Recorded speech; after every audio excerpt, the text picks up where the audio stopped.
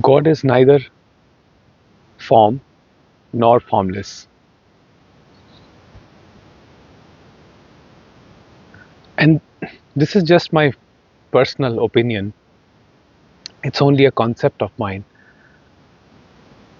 But when we limit God, when we objectify the pure subjectivity, we tend to apply our own attributes to it. What that means is, when you give form to God, you project your own attributes on it, because then the God has a particular form that you identify in your mind as what should be.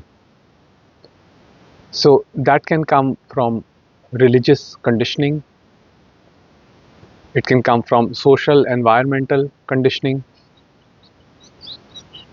You give names to God. You think that the God is benevolent, kind, loving. You think that God has created the entire universe. However,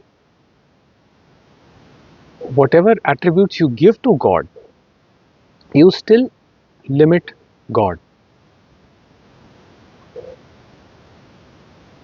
And when you limit something, it is a figment of your imagination. Even when we say that the God is formless, the formlessness is also a form.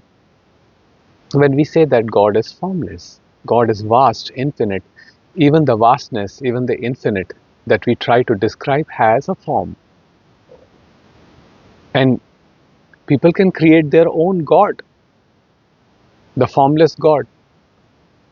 And then there comes this duality between my belief in my formless God and my opposition to the God in form, and to the people who worship God in form.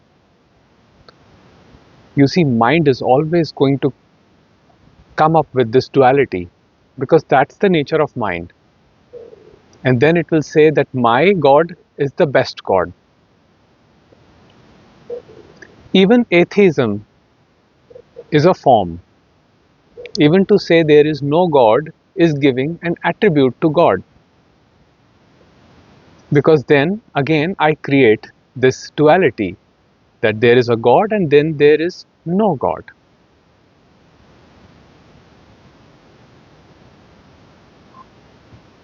And then one starts defending their God as if God needs protection. A God that needs to be protected cannot be God.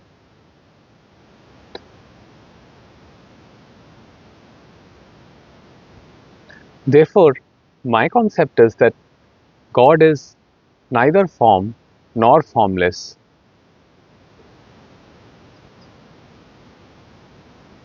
My concept is simply that there simply is. There is simply isness, amness, beingness, and one can say that that is also a limited form.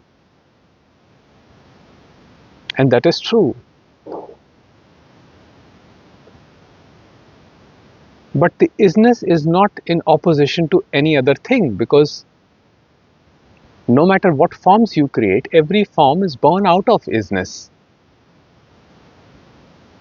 Even the formless is born out of isness. Even the atheism, agnosticism is born out of isness. So there is nothing in opposition to isness.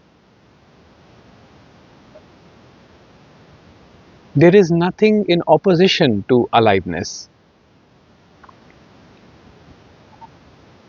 And aliveness is present in every creature on this planet. It does not matter what religion they belong to, what group, what sect they belong to. Your isness, your beingness, your aliveness, your consciousness does not have any attributes, it does not have any limitations. It is not in opposition to the other, it simply is.